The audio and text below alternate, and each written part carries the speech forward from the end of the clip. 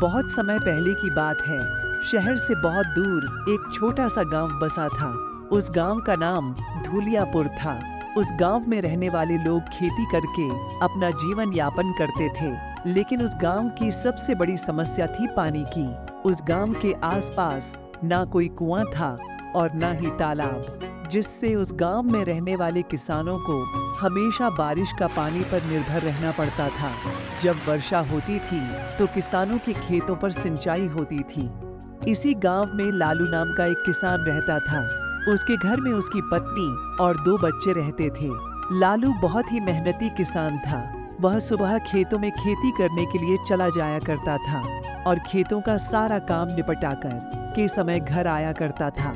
लालू की मेहनत की वजह से उसकी फसल काफी अच्छी होती थी और अच्छी फसल होने के कारण उनकी फसल काफी अच्छे दामों पर बिक जाया करती थी। मीरा, मैं खेतों पर जा रहा हूँ, वहीं पर खाना खा लूंगा।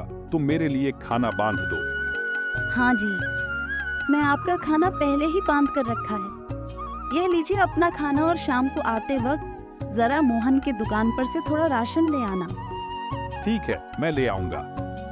लालू अपने खेतों पर चला जाता है और खूब मेहनत से काम करता है। थोड़ा थक जाने के बाद एक पेड़ के नीचे बैठकर खाना खाता है और थोड़ी देर के लिए आराम करता है। तभी वीरू की आंख लग जाती है और वह सपना में देखता है कि इस बार उनके गांव में वर्षा नहीं हुई है और सभी किसानों की फसल वर्षा न होने के कारण उपज नहीं पाई। इस सपने से वीरू की आंख खुल जाती है। हे गॉड, मैं यह सपना देख रहा था। यह कैसा सपना था? अगर वर्षा नहीं हुई तो मेरी सारी फसल बर्बाद हो जाएगी। नहीं नहीं, ऐसा नहीं हो सकता। हर साल तो वर्षा होती है, इस साल भी वर्षा जरूर होगी, या मेरा बस सपना ही है। ऐसा सोचकर लालू वापस अपने घर जाने लगता है। तभी वह देखता है कि गांव में कुछ लोग बातें कर रहे थे।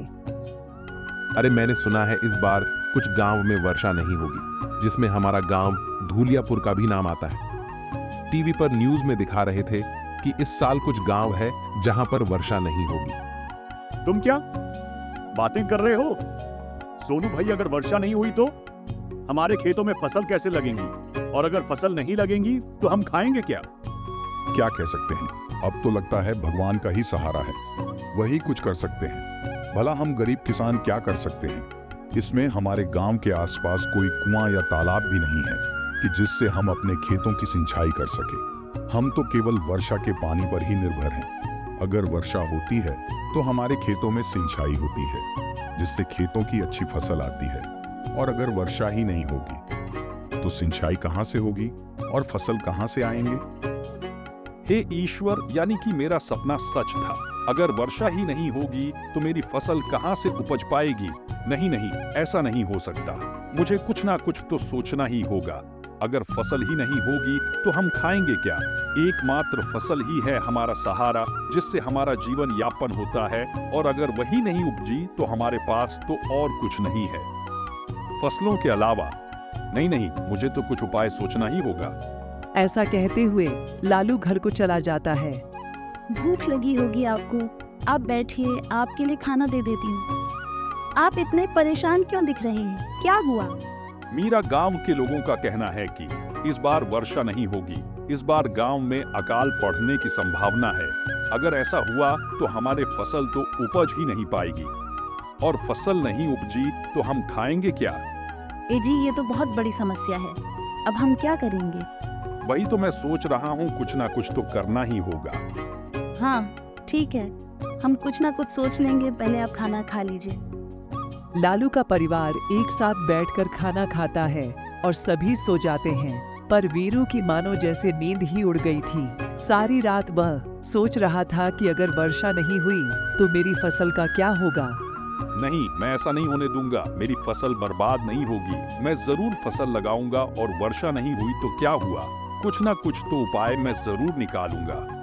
लालू ऐसा सोच ही रहा था कि तभी लालू की ध्यान सोनू की बातों पर जाता है। अरे, मैंने सुना है इस बार कुछ गांव में वर्षा नहीं होगी, जिसमें हमारा गांव धूलियापुर का भी नाम आता है। टीवी पर न्यूज में दिखा रहे थे कि इस साल कुछ गांव है जहां पर वर्षा नहीं होगी। तुम क्या बातें कर रहे हो? सोनू भाई, अगर वर्षा नहीं हुई तो हमारे खेतों में फसल कैसे लगेंगी, और अगर फसल नहीं लगेंगी तो हम खाएंगे क्या? क्या कह सकते हैं, अब तो लगता है भगवान का ही सहारा है, वही कुछ कर सकते हैं। भला हम गरीब किसान क्या कर सकते हैं? इसमें हमारे गांव के आसपास कोई कुआं या तालाब भी नहीं है कि जिससे हम अपने खेतों की सिंचाई कर सके। हम तो केवल वर्षा के पानी पर ही निर्भर हैं। अगर वर्षा होती है तो हमारे खेतों में सिंचाई होती है, जिससे खेतों की अच्छी फसल आती है। और अगर वर्षा ही नहीं होगी तो सिंचाई कहाँ से होगी और फसल कहाँ से आएंगे? तभी लालू को एक उपाय सूझता है। हाँ, यही सही रहेगा। मुझे गांव के कुछ और लोगों की भी सहायता चाहिए होगी। अगर वह मेरी मदद करेंगे तो यह काम जरूर सफल रहेगा। सबसे पहले मुझे गांव के मुखिया जी से बात करनी होगी। हाँ, सुबह होते ही मैं इस बारे में मुखिया जी से बात करूंगा।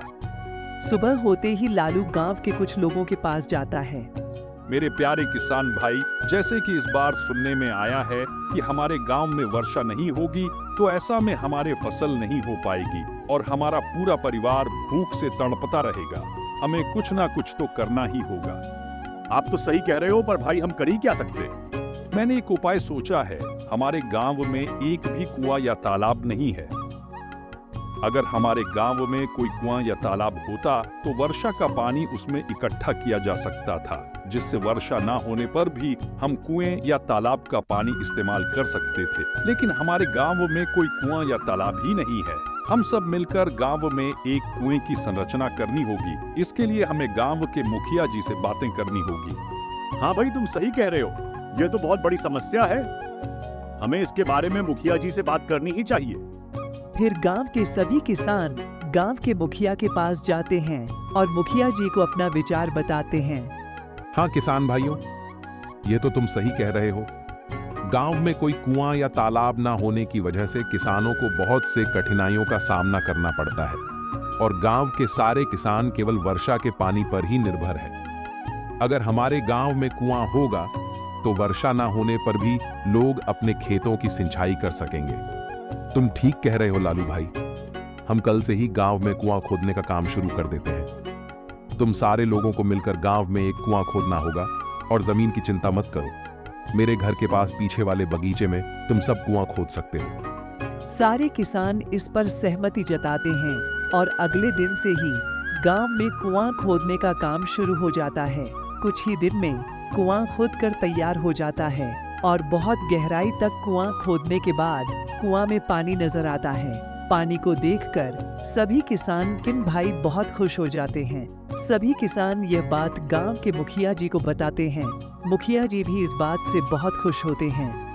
वह मेरे किसान भाइयों, तुमने तो कमाल कर दिया। आखिरकार तुम सबने मिलकर हमारे गांव में एक कुआं खोद ही दिया। अब तुम सारे किसान मिलकर बारी बारी से सिंचाई करना।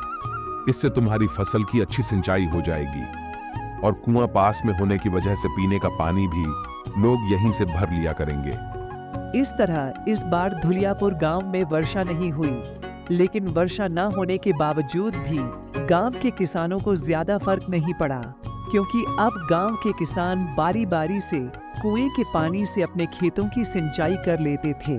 थोड़ी ही दिनों में गांव के किसानों के अच्छे फसल हुई और इस तरह धुलियापुर गांव फिर से खुशहाली से भर गया।